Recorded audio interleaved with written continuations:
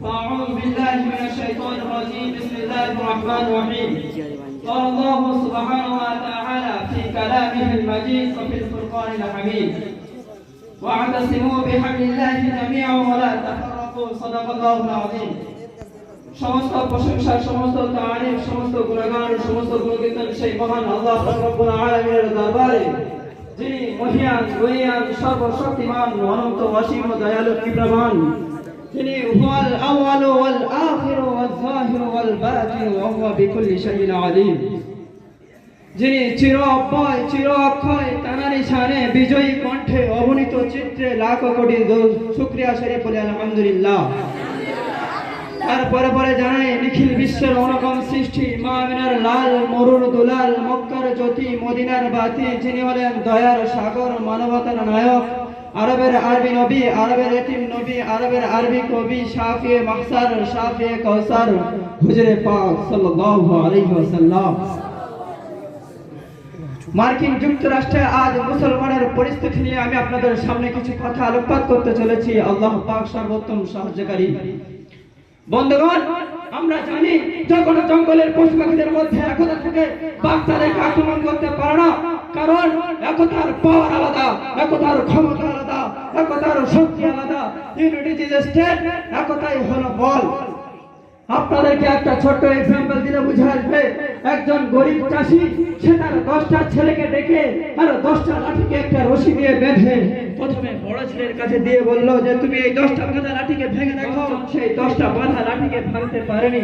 তারপরে যখন বলা হলো যে তোমরা 10 জন 10টা লাঠিকে আলাদা আলাদা করে নিয়ে ভেঙে টুকরো টুকরো করে দাও, বলা মাত্রই 10 জন 10টা লাঠিকে আলাদা আলাদা করে নিয়ে ভেঙে টুকরো টুকরো করে দিল। এই এক্সাম্পলের মাধ্যমে বোঝা যায় যদি আজ মুসলমান ওই 10টা বাঁধা লাঠির মতো নিজেদের জীবনটাকে গড়ে তুলতো, তাহলে আজ মুসলমান প্রতিটা জায়গায় সম্মানিত হয়ে দাঁড়াতো। বন্ধুগণ, তুমি ভারতবর্ষের মুসলিম জাতির দিকে তুমি লক্ষ্য করে দেখুন, এরা সংখ্যালঘুই বেশি হওয়ার সত্ত্বেও এদের মধ্যে একতা না থাকার কারণে আজ এরা প্রতিটা জায়গায় মার খাচ্ছে, আজ এরা প্রতিটা জায়গায় লাঞ্ছিত অপমানিত অবদাহিত পথদলিত হচ্ছে আজ মুসলমান। আজ তুমি ভারতবর্ষের মধ্যে শিখ জাতির দিকে লক্ষ্য করে দেখুন, এরা সংখ্যালঘু অল্প হওয়ার সত্ত্বেও এদের মধ্যে একতা থাকার কারণে আজ এরা প্রতিটা জায়গায় সম্মানিত হয়ে দাঁড়িয়েছে। বন্ধুগণ, আজ জঙ্গলের পশু পাখিদের মধ্যে একতা আছে, সমুদ্রের মাছদের মধ্যে একতা আছে, শুধু এই নয় গর্তের পিপিলিকাদের মধ্যে একতা আছে। শুধুমাত্র একতা নেই আজ এই মুসলিম জাতির মধ্যে। আপনি Pakistan, Afghanistan, Chechnya, Iran, Iraq, শুধু এই নয় পৃথিবীর এক প্রান্ত থেকে নিয়ে আরেক প্রান্ত পর্যন্ত তুমি ইসলামের দৃষ্টি নিক্ষেপ করে দেখুন, আজ প্রতিটা জায়গায় মুসলমান মার খাচ্ছে। আজ ফিলিস্তিনের দিকে তুমি তোমার দৃষ্টি নিক্ষেপ করে দেখুন, আজ ফিলিস্তিন ইসরায়েলের হাতে মার খাচ্ছে। আজ তুমি মায়ানমারের দিকে তুমি তোমার দৃষ্টি নিক্ষেপ করে দেখুন, মায়ানমারের ছোট্ট ছোট্ট বাচ্চাদেরকে মায়ের কোল থেকে ছিনিয়ে নিয়ে তাদেরকে গুলি করে হত্যা করছে।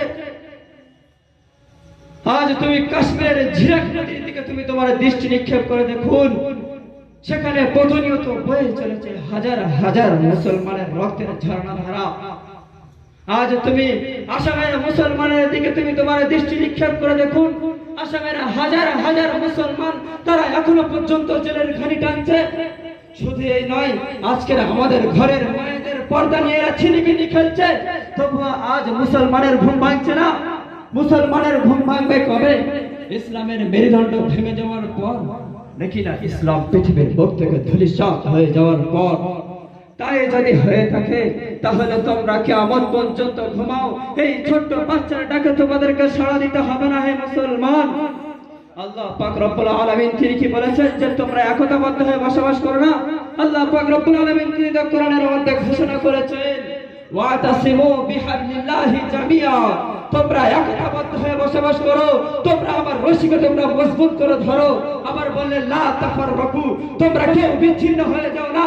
তবু আজ মুসলমান সুপ্রিম কোর্ট, লোহার কোর্ট, আপার কোর্ট ও জজ কোর্ট যদি কোনো আইন জারি করে বলে it is my order is follow, এটাই হলো আমার নির্দেশ, এটাই তোমাদেরকে মেনে নিতে হবে। এই মুসলিম জাতি সেই সুপ্রিম কোর্টের রায়কে মেনে নেবে আর আল্লাহর রায়কে দূরে ছুঁড়ে ফেলে দেবে। এত অহংকার কিসের, এত ঘাবন কিসের, এত দাপট কিসের? দাপট যদি দেখাতে চাও তাহলে তুমি তোমার দৃষ্টিকে মাঠের ধান গাছের দিকে তুমি লক্ষ্য করে দেখো। এরা যখন একটু বড় হয় বাতাসে একবার এই দিকে তোলে একবার ওই দিকে তোলে, আর মাঠকে বলে, হে মাঠ, আমার মতো দ্বিতীয় অহংকার আর তোমার উপর জন্ম নেবে না, কারণ আমি বাতাসে একবার এই দিকে তুলবো একবার ওই দিকে তুলবো, আমি সারা মাঠকে কষ্ট দিতে থাকবো। আর যখন পুরোপুরি বড় হয়ে যায়, তার উপরে যখন ধান হয়, ধানের মধ্যে যখন চাল নামক জিনিসটা জন্ম নেয়, তখন পশ্চিম দিকে ফিরে মাথাটা নিচু করে আল্লাহ পাকের তাসবিহ পাঠ করতে থাকে আর বলতে থাকে, সুবহান রাব্বিয়াল আলা, সুবহান রাব্বিয়াল আলা। আল্লাহ পাক রব্বুল আলামিন তিনি আরশ আজিম থেকে বলে, বা তাফাদালিল্লাহ, এই বিক্ষতরতা, তোমরা আমার জন্য বিনয়ী হলে, তোমরা আমার জন্য সতীন হয়ে পড়লে, আমি হলাম রাফানুল্লাহ, আমি তোমাদের শান, তোমাদের মান, তোমাদের ইজ্জত, তোমাদের আজমত, তোমাদের মহব্বত, তোমাদের ভালোবাসা তো বাড়িয়ে দেব। মানুষ তোমাকে ভালোবাসবে এবং মানুষ তোমাকে বস্তায় ভরে দিল্লি মার্কেটে তোমাকে চালান করে দেবে। মুসলমান, আজ তোমরা মসজিদকে ভুলে গেছো, নামাজকে ভুলে গেছো, নবীজির সুন্নাতকে তোমরা ভুলে গেছো। হে মুসলমান, তাই বলি ভাই, ভয় পেও না, আলো আছে আধারে। তাই বলি ভাই, ভয় পেও না, আলো আছে আধারে, অন্ধকার পালিয়ে যাবে, তুমি উঠে দাঁড়ালে। এই বলে আমি আমার বক্তব্য এটি রাখছি। হাল আন আনা আখতি ওয়াল কালাম। আসসালামু আলাইকুম ওয়া রাহমাতুল্লাহ। নারে তাকবীর।